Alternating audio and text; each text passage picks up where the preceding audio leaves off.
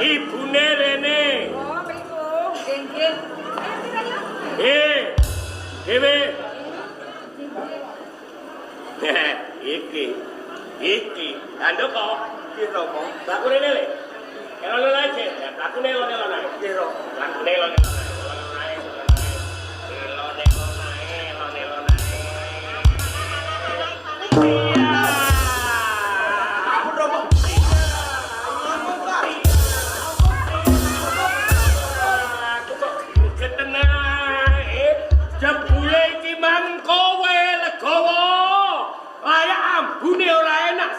Gue enak boleh kowe. Mana ini je? Ini. Kowe ini. Ini. Dodok. Dodok. Rasopan itu. Sing kongkon keluyuran sapa? Kowe iki wis tak gakno panggonan. Panggonane ku ning jero kandang. Kowe awon bebek. Lho kok keluyuran kowe? Gong gusah laler mergo borokmu dilubung laler. Nek ana laler menyok gusah karo iki. Ngene lho. Ngene.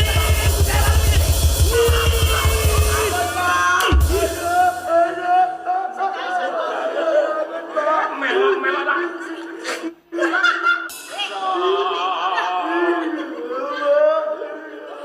Ini. Aduh, Pak.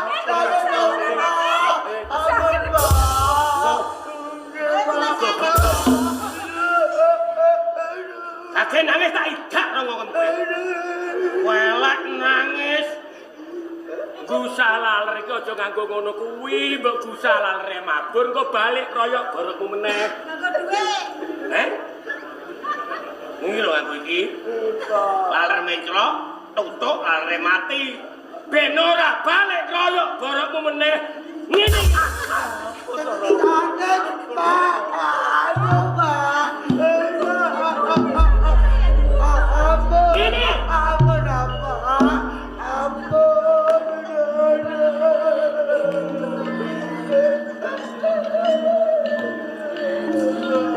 Menungso kok ora ana petingane babar pisan kowe. Lho sing siji ngene, sing siji kok ngene. Alah.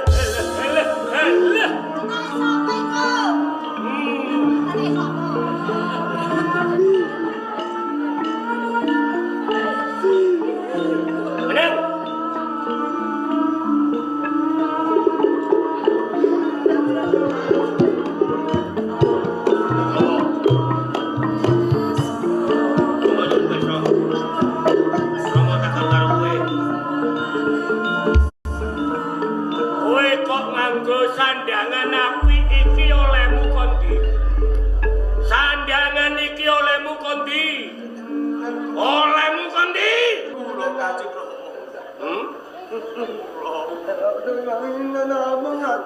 Ada kok.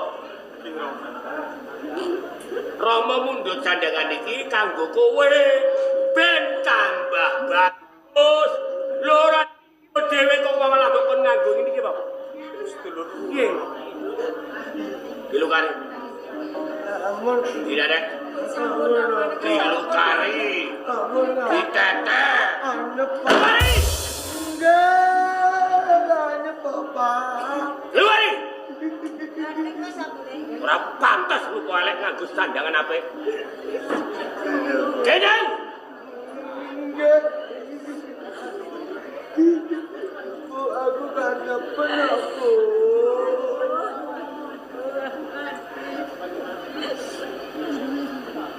Lho, ngene iki. Regane 1.800.000. Malah mabuk borok tok ya. Nular-nulari tanggane. Dadi engko tak obonge ae. Tak tukono sing luwih apik.